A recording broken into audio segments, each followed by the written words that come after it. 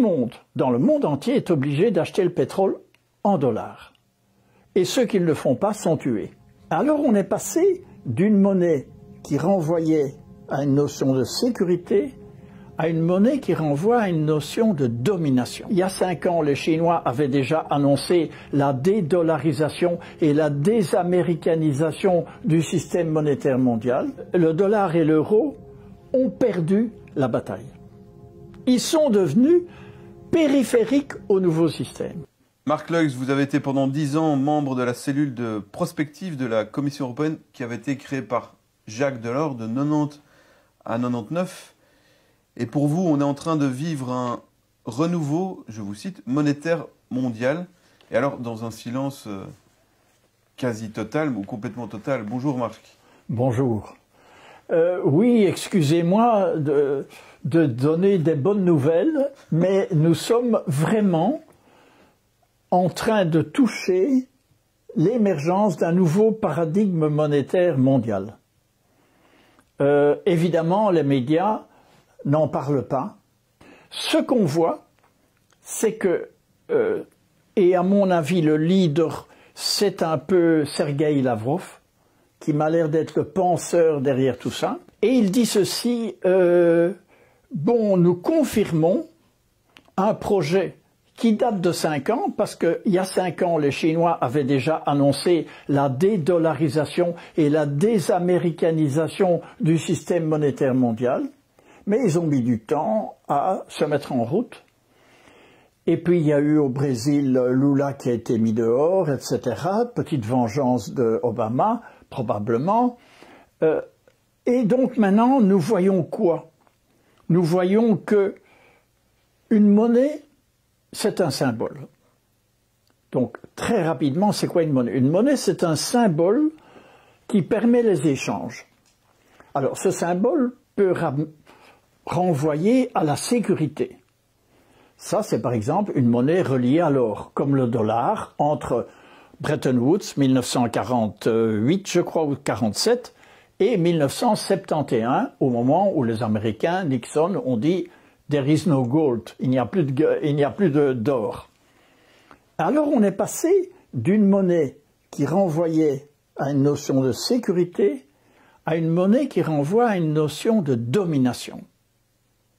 Kissinger, avec son génie à lui, a imposé le pétrodollar, c'est-à-dire tout le monde, dans le monde entier, est obligé d'acheter le pétrole en dollars. Et ceux qui ne le font pas sont tués. Ce qui a permis la domination américaine sur le reste du monde. Exactement. Et donc c'est une monnaie qui a renvoyé à la domination en disant « Attention, si vous ne suivez pas ce qu'on dit, ça va aller mal pour vous. On va vous faire la guerre ou vous tuer. » Et maintenant, nous passons dans une troisième phase où la Russie, l'Inde, la Chine et, semble-t-il, des dizaines de nouveaux États, dont l'Arabie saoudite, dont l'Iran, dont le Venezuela, dont l'Argentine et une partie des États africains, optent pour une nouvelle monnaie qui est de nouveau symbole de stabilité et d'éthique cette fois-ci. Donc ils annoncent un monde multipolaire. Il n'y a plus personne. La structure, ils ont pensé la structure de telle manière que personne ne puisse dominer. Ça renvoie à une toute autre image. Il y a une tentative de créer une monnaie qui ne renvoie plus à la domination, mais à la justice, fairness. Est-ce qu'on pourrait dire alors qu'il y a une différence fondamentale entre la pensée américaine, occidentale, et la pensée de l'Est, la pensée russe, où les premiers veulent dominer le monde et les autres sont dans une toute autre logique? Oui, exactement. On peut dire cela. Ils proposent une logique horizontale. Il n'y a plus aucun État qui peut dominer. Ce n'est plus possible dans la structure qu'ils ont créée. 1. Et 2. L'euro, qui est le petit croupion du dollar, l'euro et le dollar et l'euro ont perdu la bataille. Ils sont devenus périphérique au nouveau système. Ça, c'est la balance de pouvoir que, évidemment, nos journaux n'expliquent pas. C'est très embêtant de dire qu'on a perdu. Pour encore expliquer la monnaie, parce que c'est quand même un peu complexe, quand elle n'est pas étalonnée sur une valeur matérielle comme l'or, ça indique que la planche à billets des banques centrales peut tourner tant qu'elle veut, c'est ça, il faut quand même l'expliquer pour ceux qui...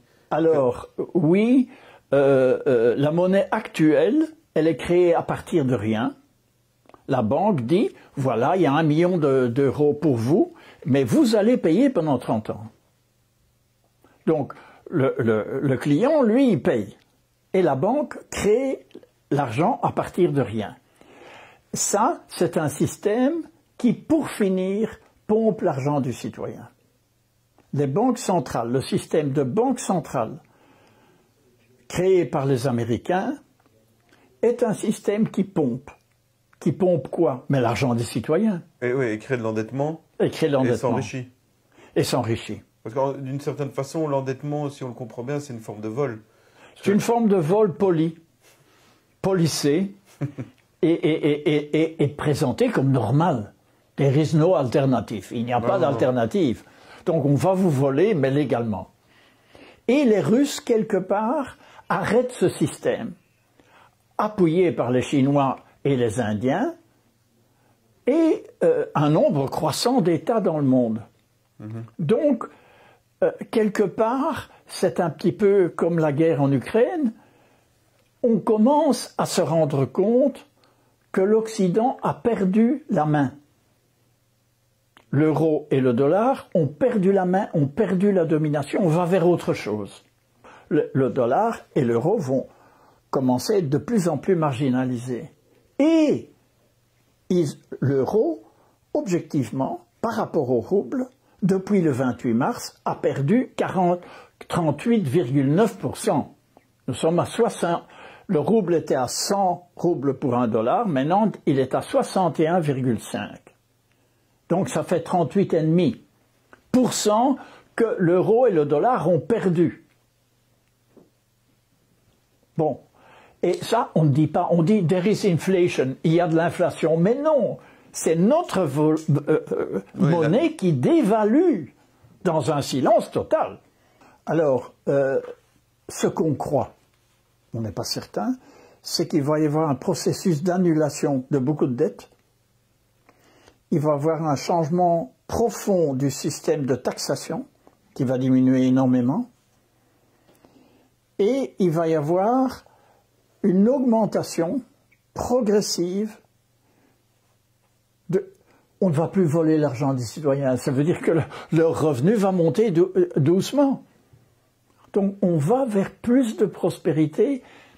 Et alors, la toute bonne nouvelle, c'est que si vous croyez, mais c'est une hypothèse plausible, que le système mondial est dominé par des banquiers très riches comme JP Morgan, Rockefeller et Rothschild, si vous croyez cela, eh bien, nous sommes en train, les Russes, les Chinois et les Indiens sont en train de scier la branche sur laquelle ces banquiers sont assis.